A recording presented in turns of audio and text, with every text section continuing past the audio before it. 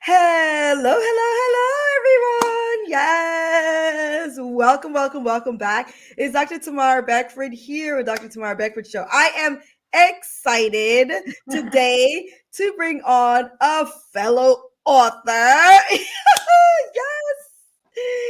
So, this lovely lady, Doc, and I, we spoke I think maybe it was around maybe 8 or so months ago. We had this wonderful, just lovely conversation, just connecting. We didn't know each other. We just, you know how it is. You just connect with someone heart to heart, soul to soul. I think we ended up speaking for maybe an hour and a half. And it's just a very long Yeah. conversation.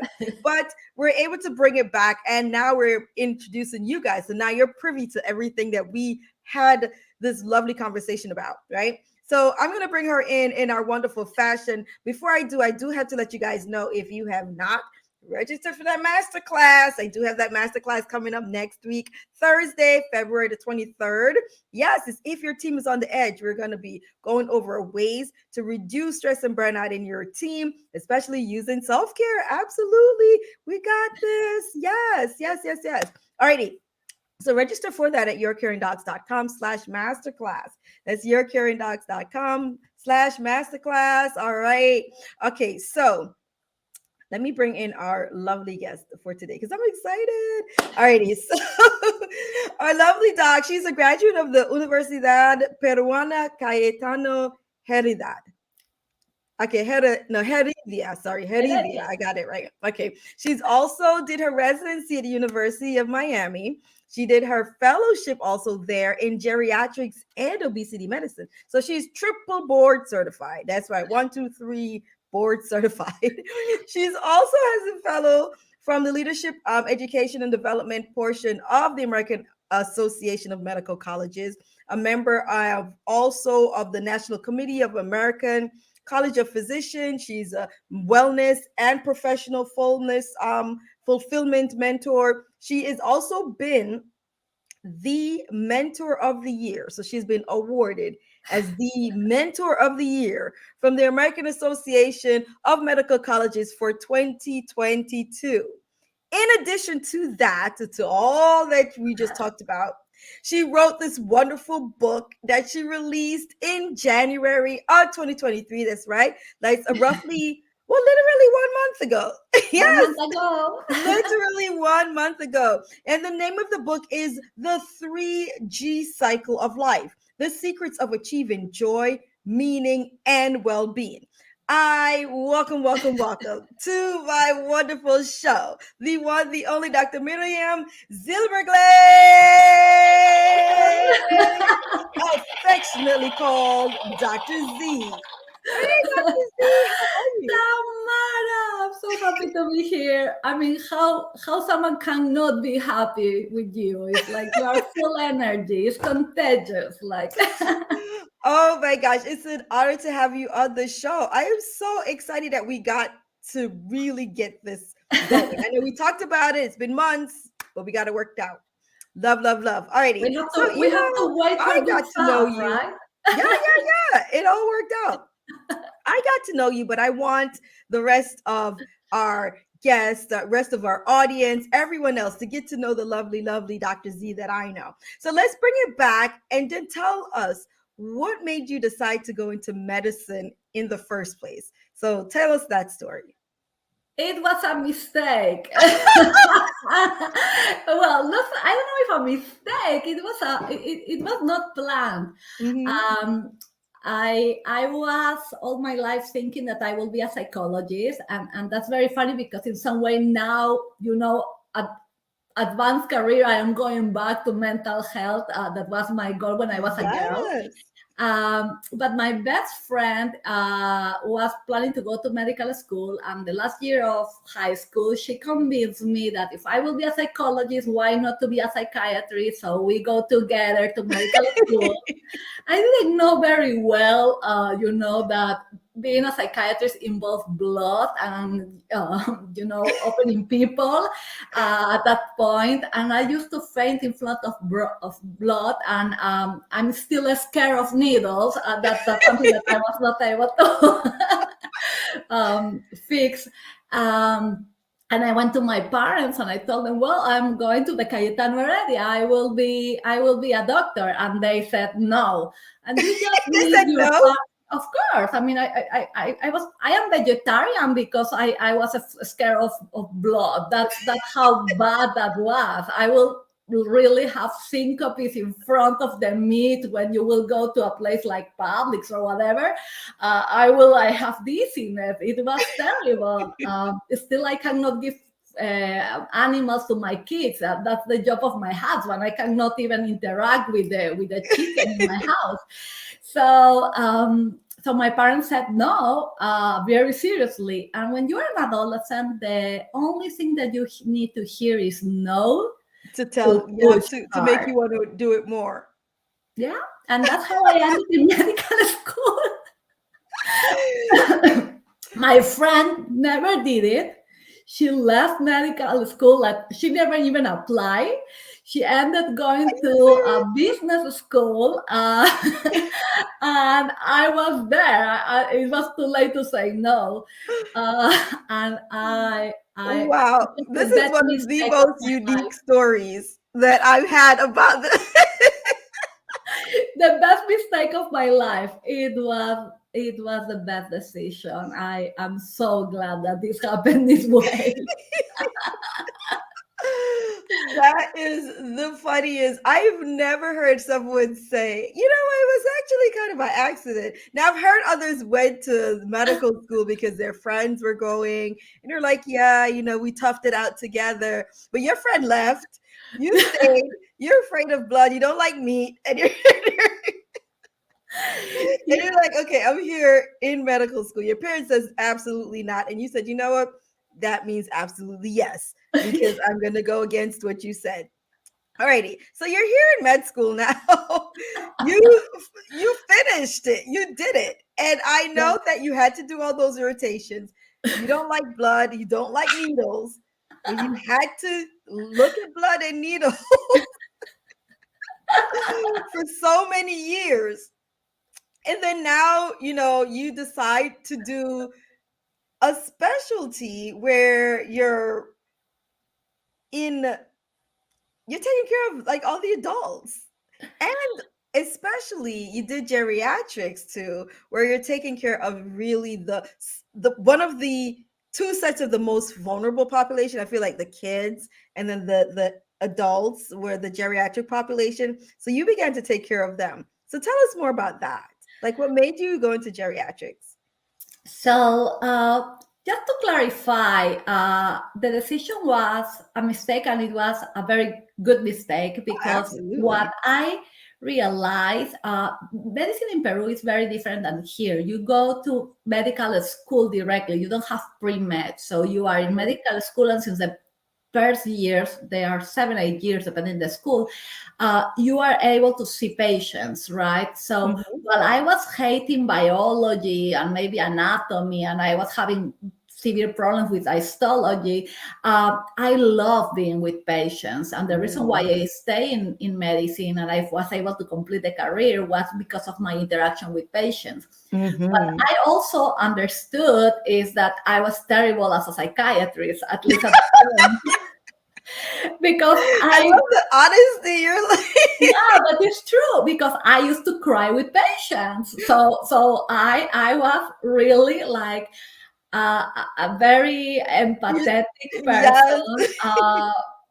But I didn't know how to control it. I mean, you are 17, 18, you don't have even your prefrontal developed, right? And I will cry like for my patients, sometimes Mhm. with my patients, after my patients. I will go home, I will not eat that day. It will be, and then I started to question God and question what is fair and not. And I have this severe, confrontation with life Mhm. that I was not really prepared.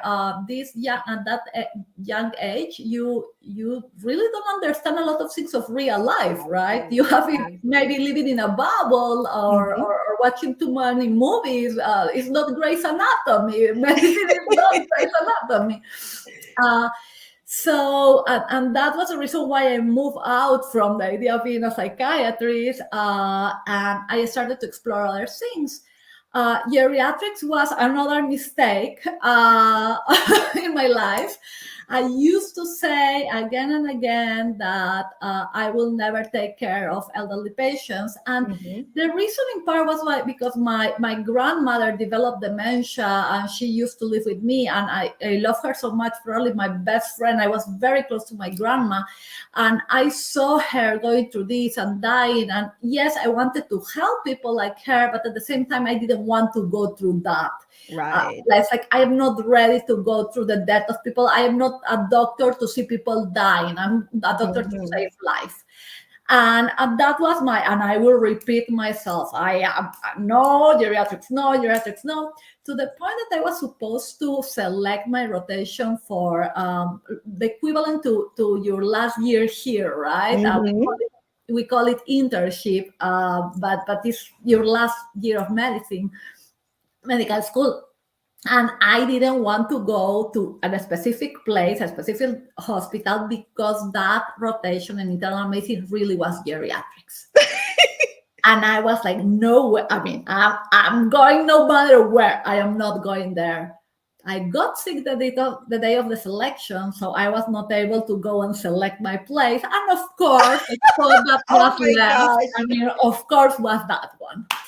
Uh, Your life is so interesting. I think that everything that you are adamant that you're not doing, life is saying, Miriam, this is where you're going. Yes, and that's why probably I developed the resilience that I have, because I have been put in situations that I said I don't like, I cannot, right? And I had to develop the skills because I had no choice, right? So, Absolutely. and the first day of the rotation, I met Mr. Florentino, Mhm. elderly guy, very skinny, very tall, was by himself, nobody visiting him, and every morning he will scream cocoa, cocoa, which means chocolate milk. Chocolate. And of course, there was no chocolate milk in the very poor hospital where I was doing my rotation, Right. and nobody cared. So I start bringing cocoa to put in his white milk every morning, and then I was the one that was taking clothes from my dad, socks, and pajamas to bring to this guy. And then some days I will not eat, so I can use my money to buy diapers or medicine for the guy. Mhm. And when it was 2 a.m. and I'm still doing notes in the hospital, I will take my chair, sit next to him, and I will cry. And he will touch my hand, and I will cry and make notes, asking myself what I am doing here. I was not supposed to be a doctor. I was not supposed to be. And he will hold my hand. Long story short, a geriatric fellow heard about this crazy girl that is not eating so she can buy medicines, and she's crying next to a patient, and she's bringing socks from her dad. And he started coming daily to convince me to be a geriatrician. And I will say, no way. Well, he was very convincing after a couple of weeks or more. I got in love with geriatrics. I found myself, because it was my way to merge my love for medicine and the science and etc. that I Right. discovered, that I didn't even know that I had inside of me. But then this aspect of my interest in the social and emotional aspect, right, that was more related to I want to be a psychologist, uh, Right. where this elderly population, they need to be, they tend to be lonely and have Mhm. depression and develop cognitive impairment and are more vulnerable. And this thing came back to me so naturally, that was like, oh, perfect place to be, very crazy, but perfect place to be. and Absolutely. and I It's felt that I interesting belong there. because I almost went into geriatrics myself, which is and I still love taking care of my geriatric patients. And my love was the respect. I feel that the geriatric population is filled with so much knowledge and so much info that once you can sit and listen, you will get so much of their lives. Even now, I've had experiences where I had to suture, a geriatric patient. She had a large cut on her forehead. Mm. And as I'm there suturing, it was early in the morning. So I work overnight. So, near the end of my shift, this is around maybe like 5:30. And I just started asking her about her life and what does she love doing? And I mean, just hearing the beauty, she just lit up, telling me all about her life and where she used to love to dance and where she went with her husband and where she, met her second husband. It was just I mean, it Ooh. was just so interesting. She led a very, very, very exciting life. But not until you get to sit and listen, you get to really hear or the stories. And now we see them where they are now, but before that they had exciting lives before, Yeah. 20, 30 years ago. So And even now, because mhm. we have to recognize that today we have presidents in the 70s, we have Absolutely. very Yeah. famous leaders around the world around those ages, right? Mhm. And this new generation started to forget about respecting the age and the experience, but Yes. there are many cultures still now that consider that, the elderly in the group is the Mhm. savvy one, is the person that will give you the best advice. And I feel like we need to go a little back to that idea to recognize that Mhm. being elderly is just being more experienced, is being in life for longer, is seeing more Yes, things. And there are so absolutely. many things that they can share. Maybe they don't know how to use a new computer or phone, and many they do. My dad is 86 and you have to see him using Excel and Zoom, so amazing. uh, but even if they don't know that, they know more about life and the quality of life that Absolutely. we don't have. Absolutely. Absolutely, absolutely. Alrighty. So I'm loving this. I love so now you're in geriatrics because everything is happening by accident because Yeah. you're absolutely not going to do this, but life is saying yes, you will. Yes. So now we have And life continues like that, sadly or for good. I love it. All righty. So now we're here. I do have to say we have some people who are in the chat and I want to acknowledge them, for really stopping by. So Carlos, he said our authenticity is contagious. I love the uplifting vibes, even when discussing serious topics. Great conversation. Thank you, Carlos. And Carlo is another author. I had the blessing of meeting him, and he has an amazing book. Oh, And his book is so amazing. He sent me, actually, he had the courtesy to send me two books signed by him. wonderful. And my 6-year-old got in love with the book, and he took one for him, and we cannot recover it from his room.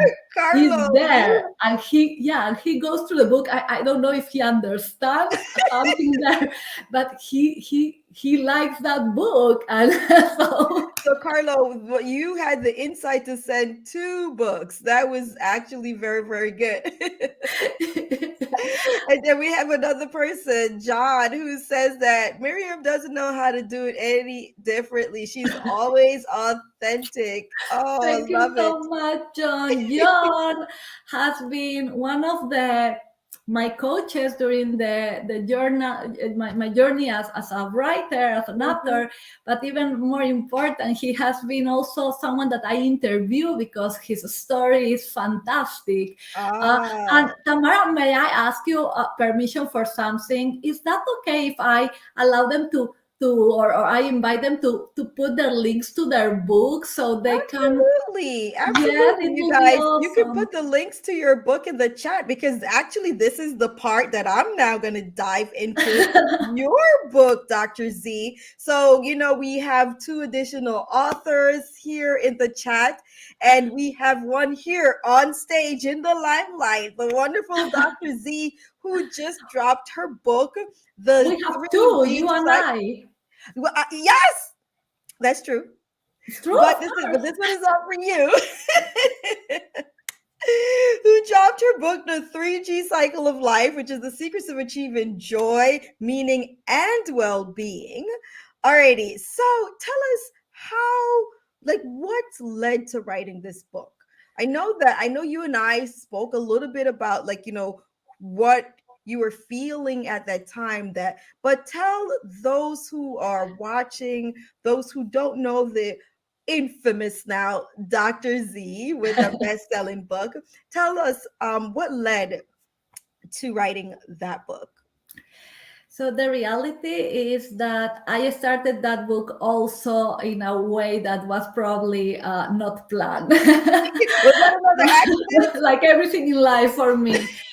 I was very upset, very confused and sad, and so many negative feelings were inside of me during the time of COVID. And not only because of COVID and the things that obviously affect all of us, but I was also in a healthcare system that is completely broken. I was seeing a lot of abuse and a lot of lack of professionalism, and I just seen colleagues, friends being burned out and suffering, and I didn't know that I was one of them too. I was trying always to be this, happy person, and as part of the process of trying to help others, I discovered that I was in the same place as everybody else. Mm. So I started to do advocacy through little articles and podcasts, and miracles happen. And I found a doctor that in LinkedIn was being, promoted because she published or was in the process of publishing a book. So I got curious and investigating a little and thinking that this was not real. Creators Institute, that now is called Manuscripts, came in front of me as the opportunity to write a book and to do it in a way that was very interesting because was in a community. You don't write along is kind of our phrase, and the way that we are connected. And this book that started as a venting process became actually more into a healing process, and finally was transforming a collective journey where, with the collaboration of many, we created a book that is positive and that brings ideas and hope to those that are going through difficult times and that are willing to, achieve what I say in the book: joy, meaning, and well-being in their lives. I love it. Now, the book, you said there are 3 G's to this. 3 G's. So tell us, what are the 3 G's? So the 3 Gs are goal, grit, and growth. And for me, those are the components of the cycle of my life. I as you can tell, I have been forced to be resilient all my life, and I have been growing even against myself and my will. But I didn't know how I was doing it. And when I was now in a situation that was really dramatic, right? I mean, an epidemic, and it's not just something that happens every day. We were really under unprecedented situations, and my family was collapsing, and my friends around me and myself, I was not able to leave this to good luck, right? I will be resilient again. I was trying to find out what's the formula, the magical formula. How do I do this? And what I understood from the way that things have been happening in my life is that I don't see life as linear. I see life as kind of in a video game format where I go level after level, cycle after cycle. And if I don't get what I want in the first level and I am not able to pass that first level, I always have a second opportunity, a third opportunity. You collect the hearts from the video game. And that is the most interesting perspective I've ever heard on life. I mean, I know that you said you can go over it again, but you're saying rest assured you can try again, but you've captured different aspects on the first journey. Yes, because the truth is that, let's say that you apply to medical school, let's or to any career or any job, right? Right.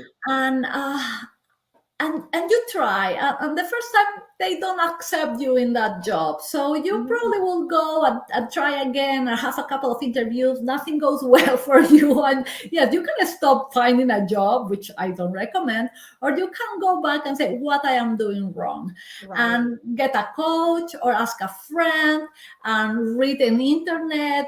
How do I improve my CV? How do I dress better? How I interview better? Mhm. And now you apply again. Probably this time you will be more savvy. You will be, in a better position to get that job or that promotion, or to enter to the place that where you want to study. And I believe that life is like that. You can Mm. select to stop. It's always an alternative, because you can, I always say, it's like with the Ferrari, right? You are 18 and you want your red Ferrari. When you are 40 and you have a few kids and bicycles and a soccer ball to transport to the park, you don't care about the Ferrari anymore. You need a big van. uh, Exactly. and changing from the Ferrari to the van is failure? No, actually, Mhm. probably it's the opposite. Is you are adapting your goals to new realities, and Absolutely. you are not failing. So, goal is for me the way that I start that cycle, that level. Mhm. What do you want to do in your video game? I want to go to level 2. Okay, so let's go for it. I want to, go to Italy, so I will get money for it. I want to get married. I want to have kids, whatever it is. I want to write a book. Mhm. So then you have grit, that is really this fuel that keeps you, moving, and, Mhm. and and helps you. And at some point I saw that that comes only from you, from Yes. inside. It's But within what I you. right, but what I discover is that that's not necessarily the only way.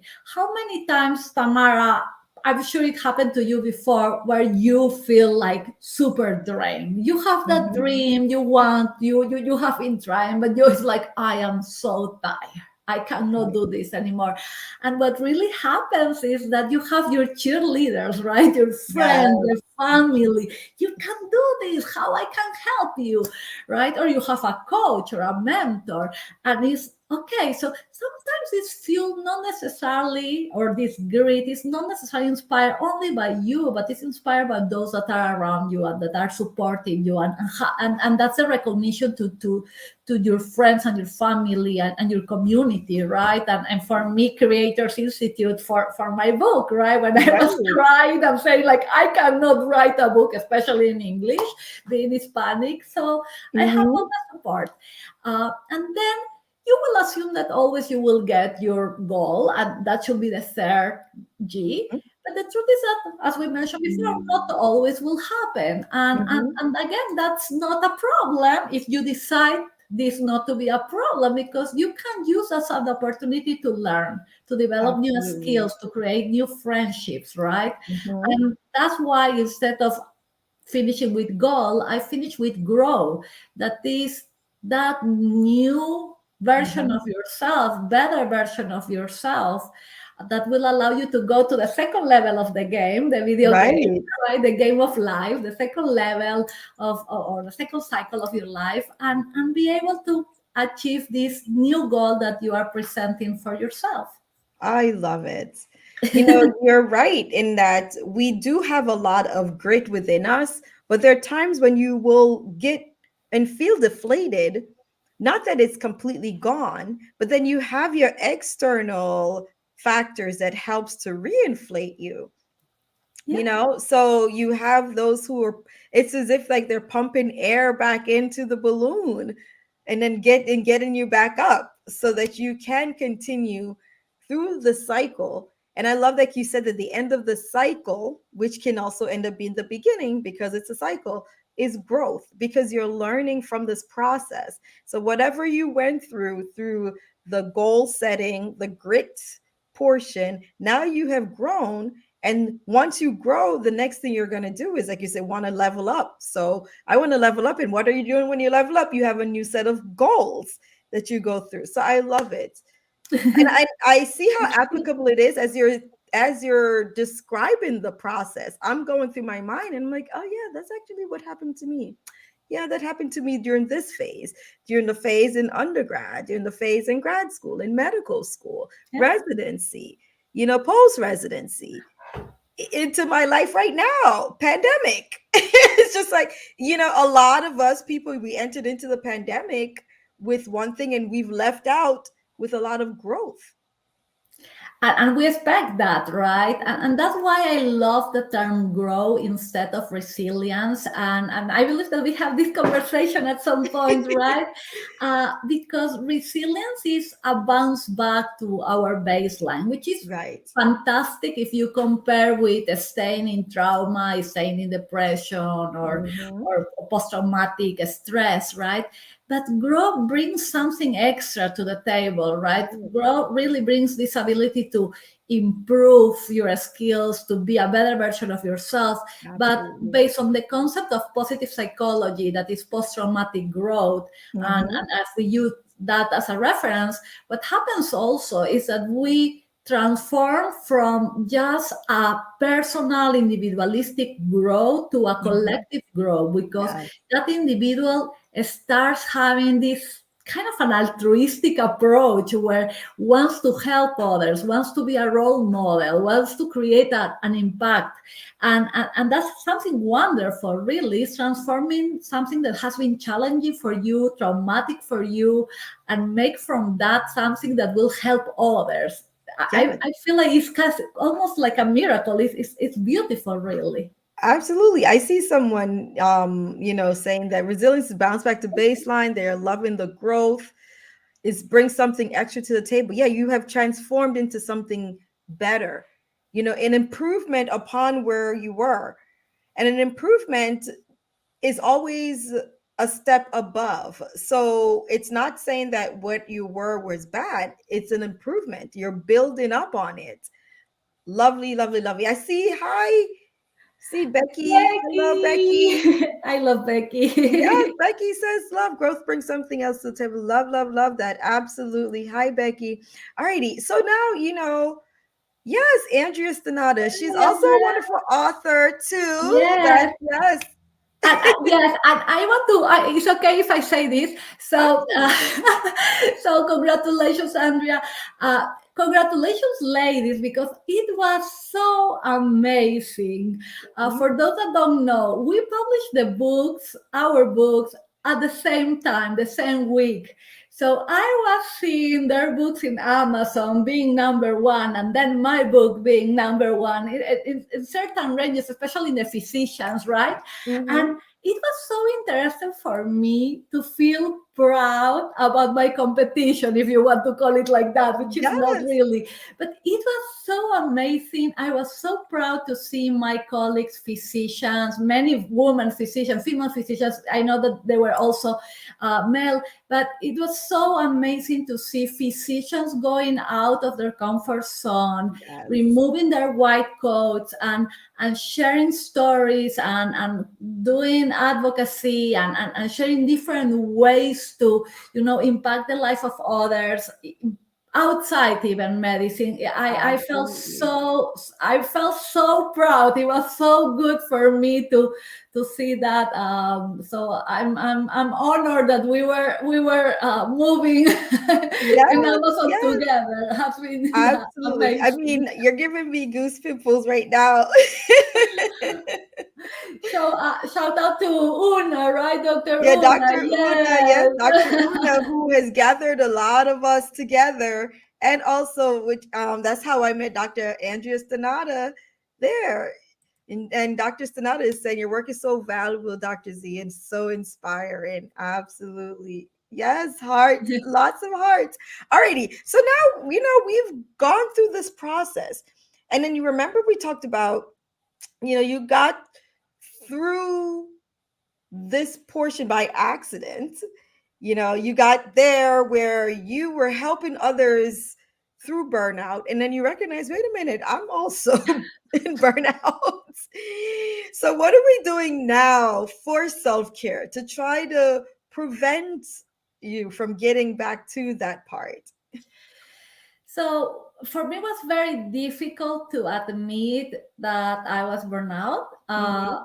Let's face it, this is still very difficult for me right now to admit Mm-hmm. it. We in medicine, for those that are not doctors or are not in the healthcare system and are watching us, it's hard to explain that when you go to medicine, you are brainwashed. uh, but that's exactly what happens. I was in Peru. As you can imagine, in Peru, we were a little more conservative than that here in the US 30 years ago. Mm-hmm. And I remember one of my first classes with this old-fashioned doctor telling us, female doctors or female students, that we should be at home, changing diapers, washing clothes, feeding our husbands instead of being doctors. And you were taking And up somebody else's space in yeah, medical space. imagine, right? Yeah. So especially for women, we not only were forced to already don't eat, don't fear, don't mistake, please don't kill anybody, you are perfect, you are superhero, etc. But as a woman, you were supposed to do even more than that. So you were supposed to be God, because there was not way to feed if not. Right. And I took it seriously. I isolate from anything outside medicine. My only friends were in medicine. The only thing that I saw was medicine, and I saw that the behavior that I was having was normal. I truly I thought that, and I believe that that's what happens to all of us. Mm-hmm. And suddenly you are really compromising your well-being, and when you stop being single like one person and you decide to create a family, or when you are in a point where you need to start taking care of your parents, right, or an Mm-hmm. older sibling, so what happens is that you are not just one person. It's like your actions will affect your family too, Absolutely. and that's when you feel it. That's when you really feel that you need to change. And Mm-hmm. I mean, the process is not easy. My husband still comes to me and he's like, "What are you doing?" I'm like, "I have no clue." And I started to do meetings while I walk, for example, Mm-hmm. and that's my 30 minutes, 45 minutes of exercising for self care. And today I was telling someone from our group of the book. Carlo, and will recognize. I was talking with Jim Young. He's had a beautiful book about burnout in males, and Mm-hmm. I was telling him I got a shower at 10 a.m. today, and I felt so guilty, but then I felt so good that I spent 15 minutes in the shower. So I am increasing my minutes. I believe that what happened with my journey and the book is that I was exposed to a lot of different types of leaders in the area of well-being and in the area of self-care. And what I did is I transformed in a sponge. I decided to write about me, but Mm-hmm. also to use the book as free coaching in some way, where Yes. every interview marked my life. Not only is in my book, but Mm-hmm. every interview marked my life in some way. And when Wow. I talk about boundaries, Dr. Sogol, Pablo, she comes to my mind and I know exactly what she will tell me: do this, do that. And when it's about self-care and meditation, I will think about Jonathan Fisher maybe, and Diana Londoño about feelings, and everybody in that book, 30 of them, including Mm-hmm. my kids, they touch my heart and they touch my life, and they Absolutely. share lessons, life lessons with me that are Mhm. helping me to be this better version of myself and this Miriam that takes care of herself. So That's Love the it. beauty of my book. It was self-therapeutic. It was it was free therapy. Well, free. So it depends what you call free, because it was a lot of effort, but It emotional. was effort, but yes, but very rewarding nonetheless. Very Yeah, rewarding. Love yeah. it, love it, love it. Yes. Alrighty. So now, we're getting close to the end of this wonderful interview, and I love like all the gems that you've dropped, all the info. The book is absolutely, I definitely, I need my copy. I'm not saying that I need my signed copy, but I this is will love to. recorded. I It will is out there on love LinkedIn. We do have some of the other authors there. to. Carlo, yes, I had Carlo and John Saunders. I'm just saying. But one thing I do want to know, though, here is my fun question of the day. All right. So, if you weren't a doctor or an author, because now you're both, what would you be? You are making it very easy right now, because the obvious answer is And you a can be a psychologist, a psychiatrist or a coach. psychologist.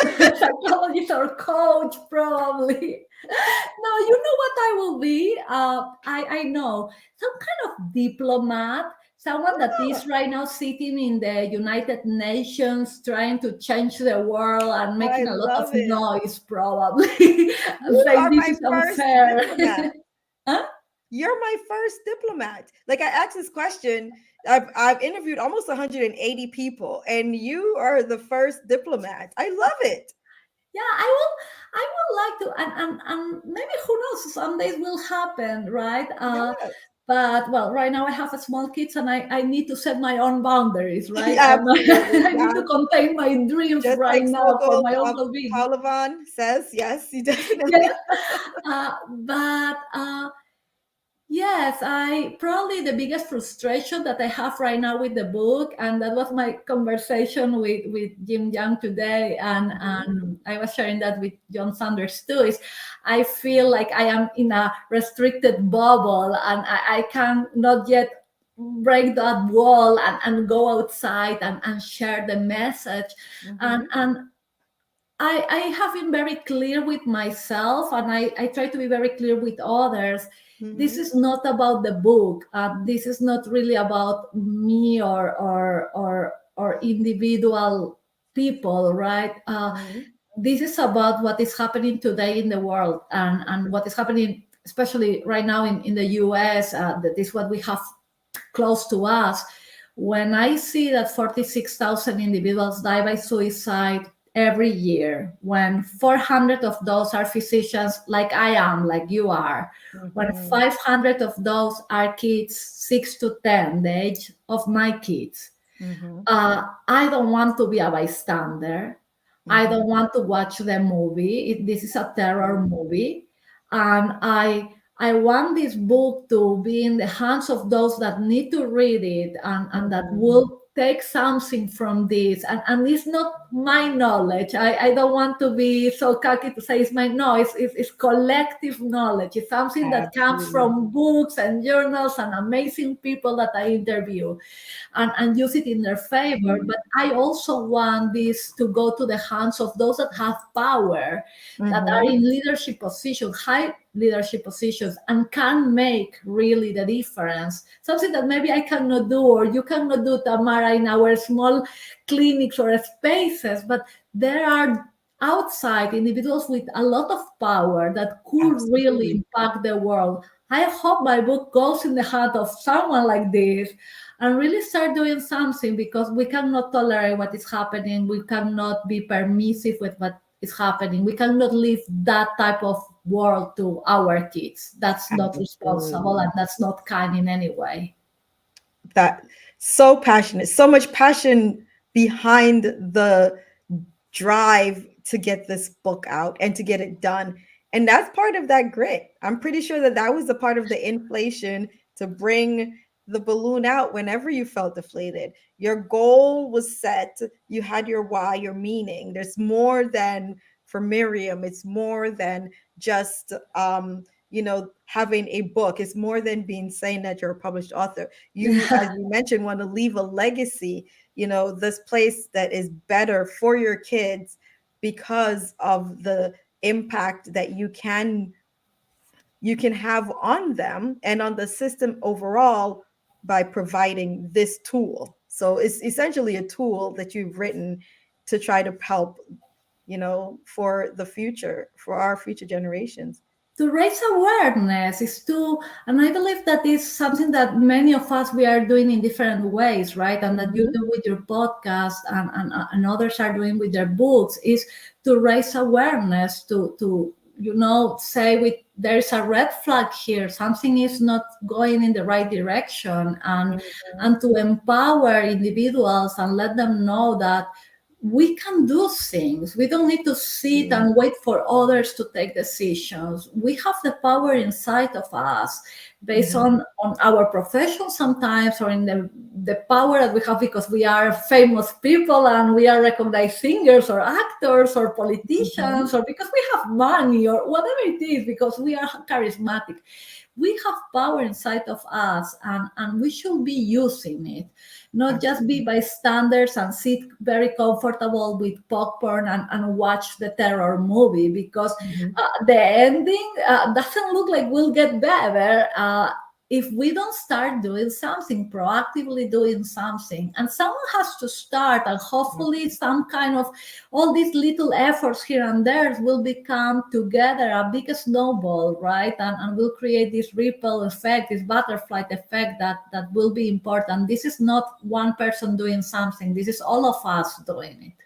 Absolutely. Wonderful, wonderful. Now, when you put it like that, I know there are many people who are saying, where can I get this book? And where can I find you? So please let them know, where can they find you, Dr. Z? So LinkedIn, and only LinkedIn, because that's part of the boundaries in my family. We just do one social media, so we have time to have a life and to be with our kids.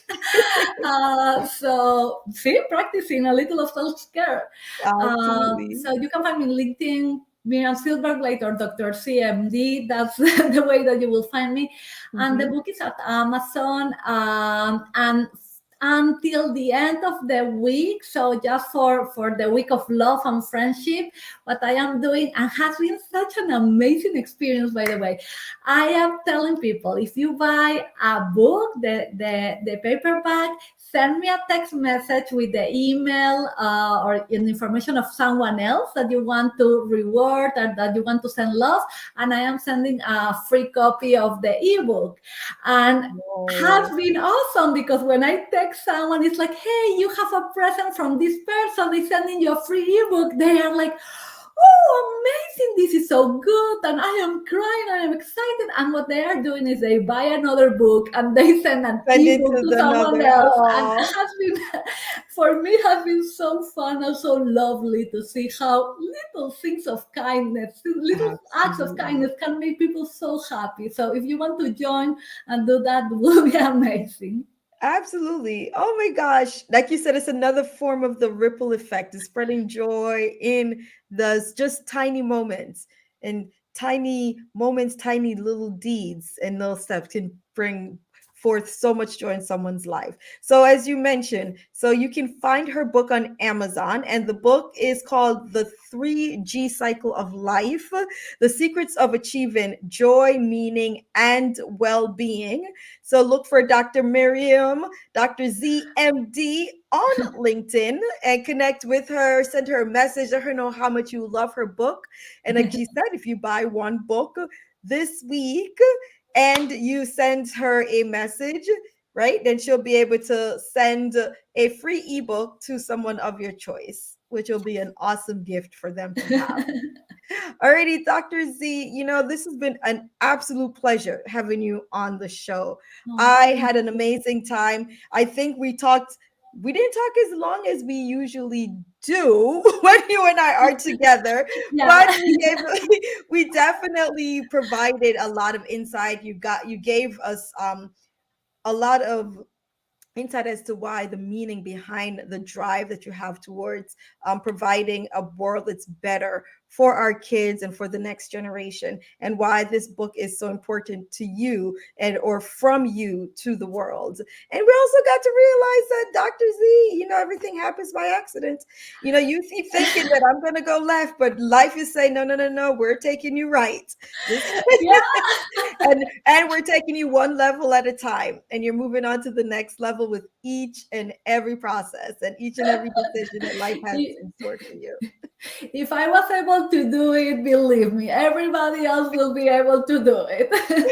Love it, love it, love it. So thank you so much for joining us. And thank you for all those people in the chat, for Becky Wolf, Dr. Andrea Stanada. Thank you for, I see, John Saunders, and also for Carlo Mafaz.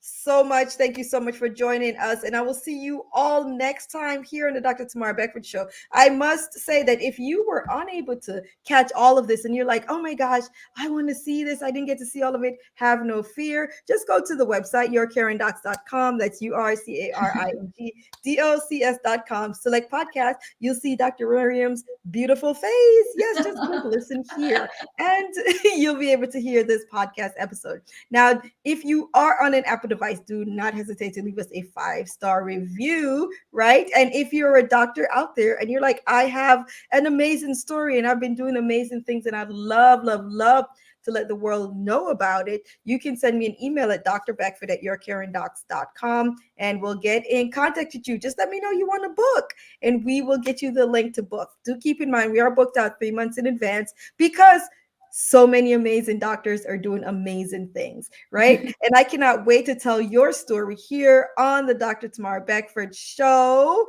All righty. So with that, we are going to say love you guys and bye, and have a great weekend.